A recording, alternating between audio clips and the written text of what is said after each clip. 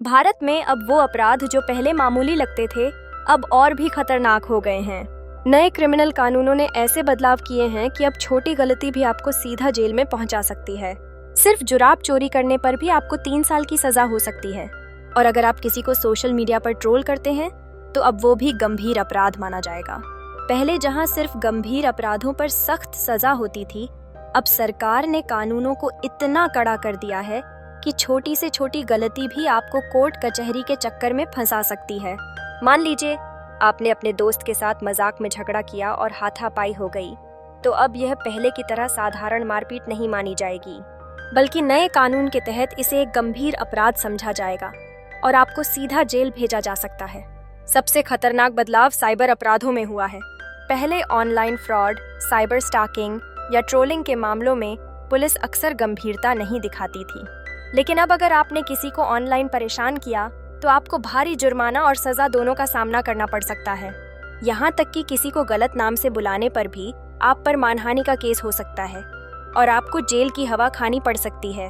अगर आपने बिना सोचे समझे किसी व्हाट्सएप ग्रुप में कोई गलत मैसेज फॉरवर्ड कर दिया, तो अब सिर्फ एडमिन नहीं बल्कि ग्रुप के सभी सदस्यों पर केस हो सकता है। मतलब एक क्लिक आपकी जिंदगी बर्बाद कर सकता है।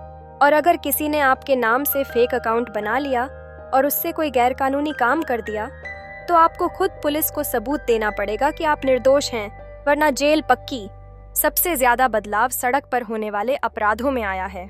पहले हिट एंड रन में छोटी मोटी मुआवजा राशि देकर मामला निपटाया जा सकता था, लेकिन अब नया कानून कहता है कि अगर कोई ड्राइवर लापरवाही से किसी की जान लेता है, तो उसे कम से कम 10 साल की जेल और भारी जुर्माना भरना पड़ेगा।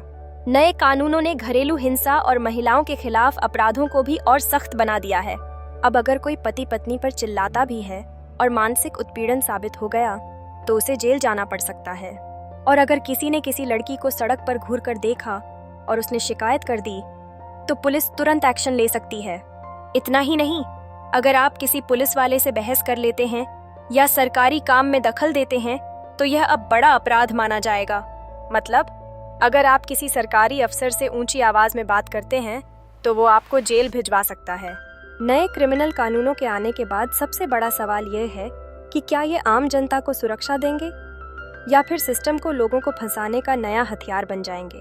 क्या सच में ये कानून अपराधियों को सजा देने के लिए बनाए गए हैं या आम लोगों की आज़ादी पर कड़ा पहरा बिठाने के लिए? सोचिए, अब अगर आप किसी सरकार की आलोचना करते हैं और किसी अधिकारी को वो पसंद नहीं आया, तो क्या ये नए कानून आपके खिलाफ इस्तेमाल नहीं किए जा सकते?